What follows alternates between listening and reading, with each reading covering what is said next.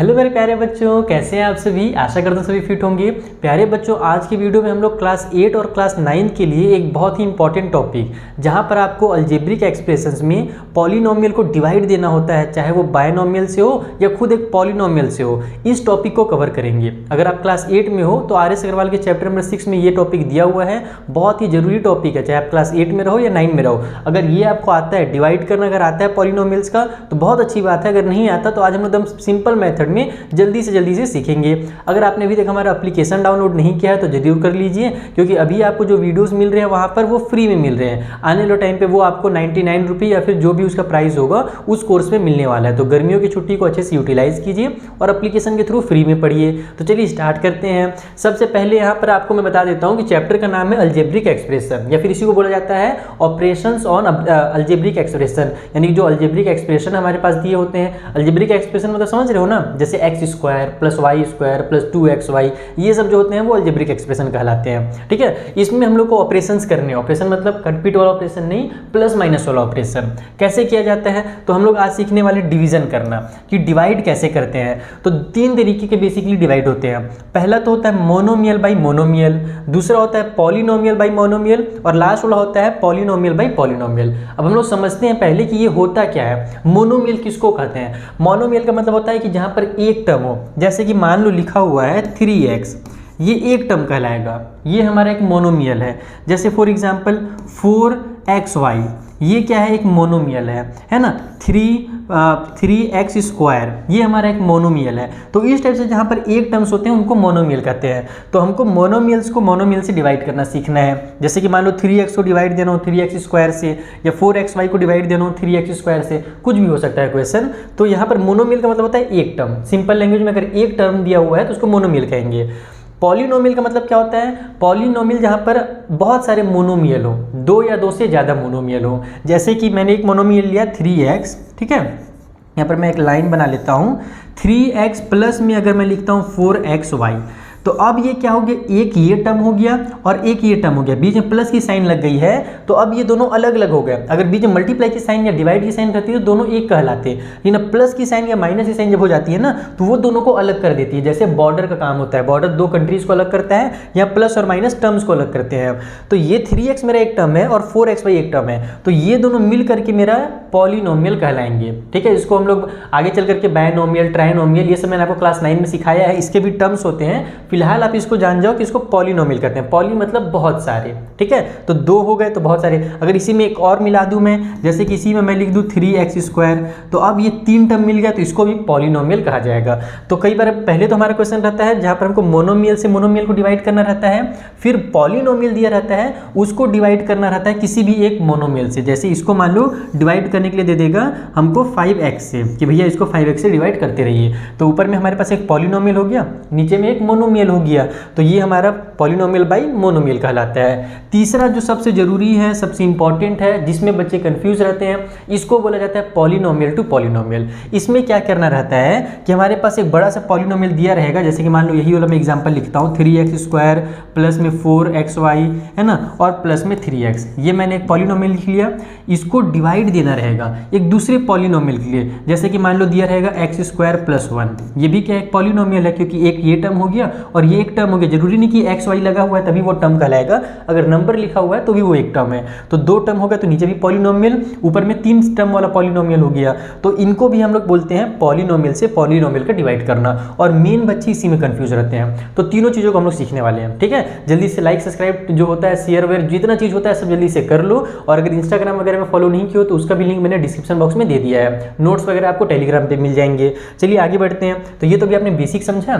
अब आगे हम लोग सीखते हैं, जैसे एक मोनोमियल को हम लोग मोनोमियल से डिवाइड करके सीखते हैं। ये तो एकदम सिंपल होता है, इसको तो सारे बच्चे कर लेते हैं, फिर मैं आपको सिखाऊंगा। जैसे मैंने क्वेश्चन लिख लिया है 8x स्क्वायर वाई का क्यूब बाई -2x, यहाँ पर डिवाइड लिखना मैं भूल गया शायद, इसको हम लोग डिवाइड कर रहे हैं। ठीक है, तो इस तरीके से लिखा हुआ आएगा कि आपको डिवाइड करना है इसको इससे। तो आप लोग कुछ नहीं करोगे, जैसे डिवाइड का साइन होता है फ्रैक्शन वाला, वो वाला सॉल्व करोगे। आप लिखोगे यहाँ पर 8x का स्क्वायर वाई का क्यूब, और डिवाइड में हमारे पास हो जाएगा माइनस में 2x, इस तरीके से। अब यहाँ पर आप लोग देखो, अगर आप चाहो तो इसको अलग अलग लिख सकते हो। इसको हम बेसिक कॉन्सेप्ट से मैं आपको समझाऊँ आपको, तो इसको आप अलग अलग ऐसे लिख सकते हो। 8 मल्टीप्लाई में x का स्क्वायर है और मल्टीप्लाई में y का क्यूब है। इस तरीके से हमने तीनों को अलग अलग कर लिया। नीचे में हमारे पास -2 और मल्टीप्लाई में x है, -2 का x से मल्टीप्लाई होता है तो -2x हो जाता है। ठीक है, ऐसे एग्जाम में जरूरी नहीं लिखना, लेकिन आप लिखोगे तो ज़्यादा बेटर है। अब आप लोग क्या करोगे, नंबर से नंबर को कट करोगे, x से x को कट करोगे, अगर y रहता तो y से y को कट करते हैं। तो यहाँ पर हमारा 2 1 जा 2, ऊपर में 2 4 जा 8 होता है, तो हमारे ऊपर में 4 आ गया, नीचे में यहाँ पर माइनस की साइन बच गई है। तो ध्यान रखना कि नीचे में हमारे पास -1 है, यहाँ पर एक -1 छुपा हुआ है क्योंकि माइनस में था ये।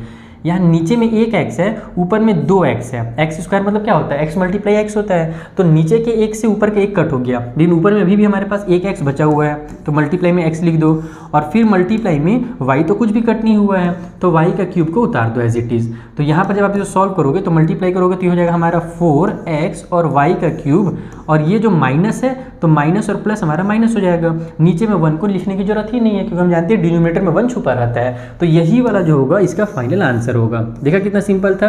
तो मोनोमियल से मोनोमियल को डिवाइड करना बहुत आसान है, बस आपको ऊपर से नीचे बस कट करने रहते हैं, देखना है कौन कौन सा कट हो रहा है, कट करते जाओ। टाइम खत्म, ये वाला क्वेश्चन कंप्लीट हो गया।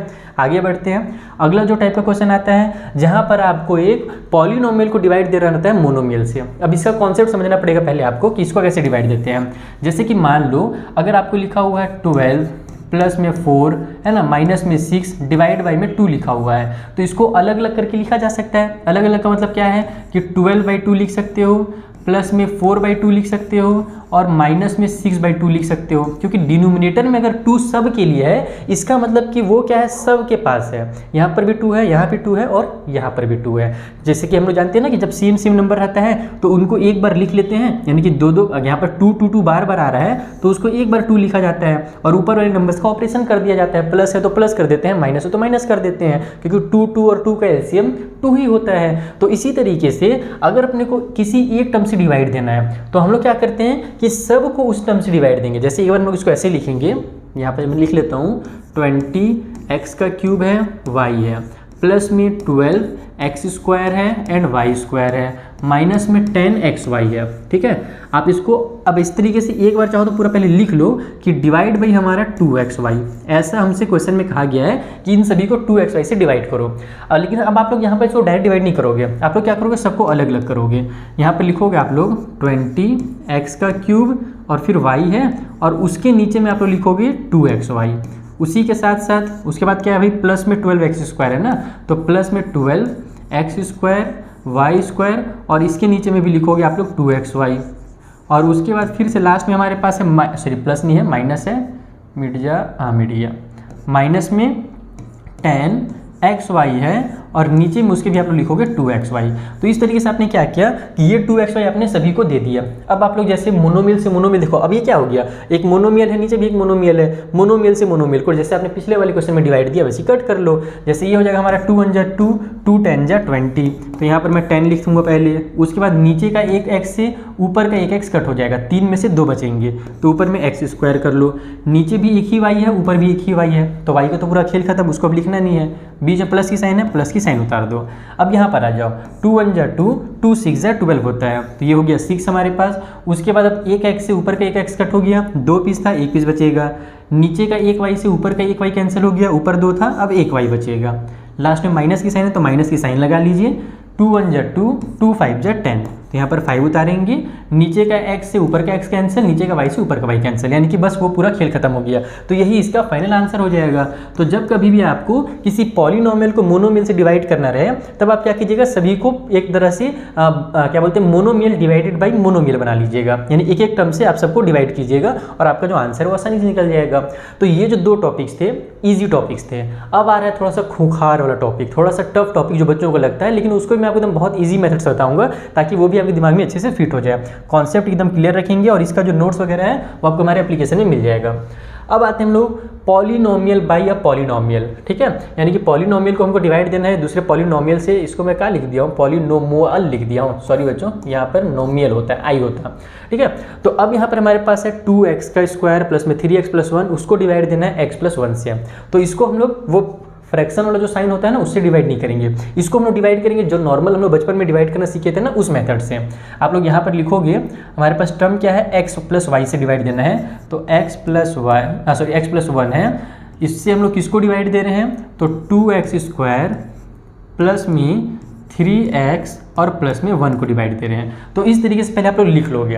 अब आपको क्या करना है वो समझना है, एकदम स्टार्टिंग से बेसिक समझना है। आपको देखना है इधर का शुरू का टर्म और यहाँ पर जो शुरू का टर्म है ये देखना है, बस शुरू का देखना है, आगे वाला ऑटोमेटिक बनते चला जाता है। कैसे देखना है वो समझो। अब यहाँ पर x है, हमको ले करके आना है 2x का स्क्वायर। तो अब आप दिमाग लगाओ कि मैं x में कितने का मल्टीप्लाई करूँ कि मेरा जो आंसर है वो 2x स्क्वायर आ जाए। तो अब दिमाग लगाएंगे तो हमको समझ में आएगा कि पहले तो मुझे 2 का मल्टीप्लाई करना पड़ेगा, तब जाकर के 2 आएगा। लेकिन 2 को x से मल्टीप्लाई करेंगे तो 2x ही आएगा। x का स्क्वायर बनाने के लिए क्या करना पड़ेगा, मुझे एक x और लिखना पड़ेगा। यानी कि x का अगर 2x से मैं मल्टीप्लाई करूंगा तब जाकर के मेरा 2x स्क्वायर आएगा। तो इसका मतलब क्या हुआ कि आपको यहाँ पर 2x लिखना है। आपको यही करना है, इसको देखना है कि इसको मैं कितना से मल्टीप्लाई करूं कि मेरा ये पहला वाला जो टर्म है ना उतना आ जाए हमारा। तो इसका अगर मैं 2x से मल्टीप्लाई करूंगा तो मेरा ये आएगा। तो अब यहाँ पर देखो इसका इससे मल्टीप्लाई करेंगे तो 2x स्क्वायर तो आ ही जाएगा। लेकिन दूसरा रूल क्या है कि अगर आपने पहले वाले टर्म का मल्टीप्लाई किया है तो दूसरे वाले का भी करना पड़ेगा। तो इस 1 का 2x से मल्टीप्लाई करोगे तो हमारा 2x ही आ जाएगा। तो ये चीज़ ध्यान रखना कि जितने भी टर्म रहते हैं सबसे मल्टीप्लाई करना पड़ता है। तो बस लेकिन बाद वाले से आपको कुछ डरने की जरूरत नहीं है, पहला वाला बस अगर आपने सही बनाया ना तो बाद वाला ऑटोमेटिक बनेगा। अब हम लोग जानते हैं कि डिवाइड में क्या किया जाता है, डिवाइड में माइनस किया जाता है। तो ये प्लस वाला माइनस हो जाएगा, ये भी प्लस वाला माइनस हो जाएगा, क्योंकि माइनस करने से साइन चेंज हो जाता है।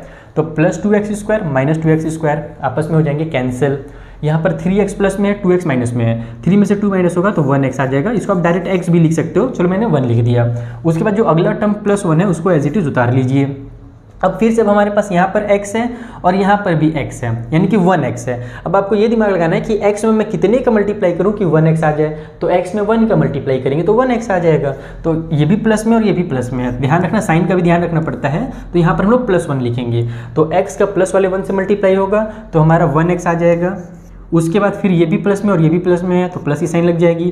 1 का 1 से मल्टीप्लाई होगा तो 1 आ जाएगा। अब यहाँ पर अगर माइनस करेंगे तो ये प्लस माइनस कैंसिल, ये प्लस माइनस कैंसिल, खेल खत्म। यानी कि ये हमारा आंसर हो गया। तो देखा आपने कितना सिंपल था। आपको क्या करना है, बस पहले वाले टर्म को देखना है। और इस टाइप से क्वेश्चन का पहले एक बार बेसिक कॉन्सेप्ट क्लियर कीजिए और उसके बाद कम से कम 4 से 5 क्वेश्चन खुद से सॉल्व कीजिए। तो आपके दिमाग में उसका मेथड जो है ना अच्छे से फिट हो जाएगा। इसको आपको खुद से सॉल्व जरूर करना है, क्योंकि यहाँ पर से आपको मैंने कॉन्सेप्ट क्लियर करा दिया। अब आपको जाना है बुक में, चाहे वो NCERT की बुक हो, RD शर्मा की हो, RS अग्रवाल की हो, आपको इसकी प्रैक्टिस जरूर करनी है। तो एक टाइप का भी मैंने क्वेश्चन कराया है, इसी में थोड़ा सा बड़ा क्वेश्चन भी कर लेते हैं ताकि और अच्छी चीज़ें समझ में आ जाए। जैसे अगला क्वेश्चन हमने लिख लिया एकदम बड़ा सा, ये हमारे पास एक पॉलिनोमियल ले लिया है, उसको हमको डिवाइड देना है इससे। तो कोई दिक्कत नहीं, भले बड़ा क्वेश्चन है लेकिन इसी टाइप से डिवाइड करेंगे। हम लोग यहाँ पे लिखेंगे कि हमारे पास है x स्क्वायर माइनस में 3x प्लस में 4।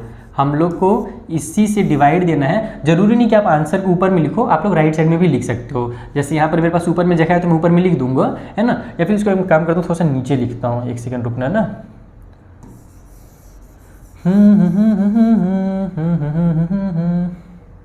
तो मैं लेता हूँ पेन, हाँ इसमें थोड़ा सा नीचे लिखता हूँ ताकि मेरे को ऊपर में आंसर लिखने की जगह मिल जाए।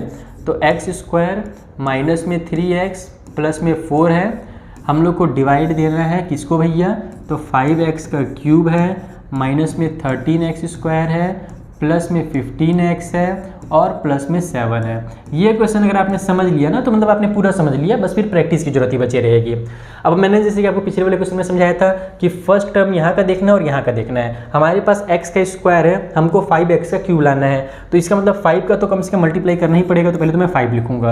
अब मैं 5 का x स्क्वायर से अगर मल्टीप्लाई करता हूँ तो 5x का क्यूब तो आएगा नहीं, यहाँ पर 3 पीस और यहाँ पर 2 पीस है, तो एक मेरे को x और लिखना पड़ेगा। अब 5x का अगर x स्क्वायर से मल्टीप्लाई होगा तो 5x का क्यूब आ जाएगा। पहला टर्म आ गया। अब आगे का स्टेप क्या था कि जितने भी टर्म है उसका इससे मल्टीप्लाई करो। तो यहाँ पर प्लस में है और ये माइनस में है, तो प्लस माइनस मल्टीप्लाई होगा तो माइनस होगा, पहले साइन लगा लो। उसके बाद 5 3 जब 15 हो जाएगा और यहाँ पर x का x से मल्टीप्लाई होगा तो x का स्क्वायर आ जाएगा। उसके बाद 4 से भी करना है तो दोनों प्लस में है तो प्लस की साइन लग जाएगी। 5x का 4 से मल्टीप्लाई होगा तो 5 4 जा 20 और x उतर जाएगा, 20x हो जाएगा यहाँ से। अब इसको आप लोग यहाँ पर सब्ट्रैक्ट कीजिए, तो प्लस वाला माइनस, माइनस वाला प्लस और प्लस वाला माइनस हो जाएगा। ये प्लस 5x का क्यूब माइनस 5x का क्यूब आपस में कैंसिल। ये देखो 15x स्क्वायर प्लस में हो गया है और 13x स्क्वायर माइनस में है, तो प्लस माइनस माइनस तो होगा, 15 में से 13 माइनस होगा तो 2x का स्क्वायर आएगा। साथ ही बड़े वाले नंबर में प्लस की साइन लग गई है ना, तो हमारा आंसर भी प्लस में रहेगा। उसके बाद अब यहाँ पर हमारे पास माइनस प्लस फिर से माइनस हो जाएगा, 20 में से 5 माइनस होगा तो 5x आ गया और यहाँ पर बड़े नंबर में माइनस की साइन है तो साइन माइनस की लग जाएगी। इतना समझ में आ गया। उसके बाद अब जो लास्ट वाला टर्म है उसको एज इट इज उतार दो, यानी कि 7 को उतार दो। अब हमको क्या लेके आना है, तो शुरू में अब हमको 2x का स्क्वायर लाना है। हमारे पास x का स्क्वायर है, तो हम जानते हैं कि अगर इसमें मैं 2 का मल्टीप्लाई कर दूंगा तो 2x का स्क्वायर आ जाएगा। और मेरे को प्लस में लाना है ना, सॉरी यहाँ पर मेरे को प्लस में लेकर, ओहो जितना का मिटता नहीं है उतना का काम बढ़ा देता है, तो मेरे को प्लस का लेकर आना है, इसलिए मैं प्लस का पहले तो साइन लगाऊंगा और उसके बाद 2 लिखूंगा। तो 2 का अब x के स्क्वायर से मल्टीप्लाई होगा तो मेरा 2x स्क्वायर आ जाएगा। उसके बाद 2 का 3x से मल्टीप्लाई होगा तो प्लस माइनस माइनस हो जाएगा और 2 3 जा 6x हो जाएगा। अब 2 का 4 से मल्टीप्लाई होगा तो 2 4 जा 8 हो जाएगा। फिर से अब इनको सब्ट्रैक्ट कर दीजिए, तो ये माइनस में हो जाएगा, ये प्लस में हो जाएगा और ये माइनस में हो जाएगा। ये प्लस माइनस कैंसिल, 6 में से 5 माइनस होगा तो 1x आएगा, जिसको मैं x लिख देता हूँ डायरेक्ट, और बड़े नंबर प्लस की साइन है तो प्लस वाला आएगा। 8 में से 7 माइनस होगा तो 1 आएगा, और बड़े नंबर में माइनस की साइन है 8 में तो माइनस की साइन लग जाएगी, तो x माइनस 1 आ गया। अब देखो हम लोग x का स्क्वायर में किसी भी चीज़ से मल्टीप्लाई करके यहाँ पर x तो ला नहीं सकते। अब ये क्या हो गया, छोटा हो गया, इस वाले टर्म से ये वाला टर्म छोटा हो गया। तो जैसे हमारे पास जब हम लोग सॉल्व करते हैं नॉर्मल चीज़ें, जैसे कि मान लो हम लोग 2 को डिवाइड देते हैं 13 को डिवाइड देते हैं 2 से, तो 2 से 12 आता है, और जब रिमाइंडर हमारा 1 बचता है यानी कि छोटा नंबर बच जाता है, तो या तो हम उसको डेसिमल लगा करके सॉल्व करते हैं या तो छोड़ देते हैं। तो यहाँ पर हम लोग डेसिमल वगैरह से सॉल्व नहीं करते हैं, हमारा ये रिमाइंडर कहलाता है। ये रिमाइंडर हो गया, ये हमारा क्वोशिएंट हो गया, ये डिविडेंड है और ये डिविजर है। इस तरीके से आपको इसको सॉल्व करना था। यानी अब अगर यहाँ पर हमारा छोटा आ गया यानी x आ गया और x का स्क्वायर हमारे पास है, पावर अगर ज़्यादा रहेगा यहाँ पर और यहाँ पर कम आ जाए, जैसे मान लो यहाँ पर x का स्क्वायर आ जाता और यहाँ पर x का क्यूब रहता, तो वो x स्क्वायर वाला हमारा रिमाइंडर कहला जाता। तो इस तरीके से आपको इन क्वेश्चंस को सॉल्व करना था। आई होप आपको बहुत अच्छे समझ में आ गया होगा। जैसे कि मैंने कहा कि आपको प्रैक्टिस जरूर करना है, प्रैक्टिस करे रहोगे तभी आपसे ये अलजेब्रिक एक्सप्रेशन वाले डिवीजन हो पाएंगे। और ये क्लास 9 के लिए भी इंपॉर्टेंट है, और कई बार तो 10th में भी कुछ क्वेश्चंस को ना इस मेथड से सॉल्व करना पड़ता है। तो ये मेथड आपको जानना बहुत जरूरी था, इसलिए मैंने इसका वीडियो बना दिया है। अब हमारे एप्लीकेशन को डाउनलोड कर लीजिए, वीडियो को शेयर कर लीजिए। मिलते हैं नेक्स्ट वीडियो में, तब तक के लिए थैंक यू फॉर वॉचिंग।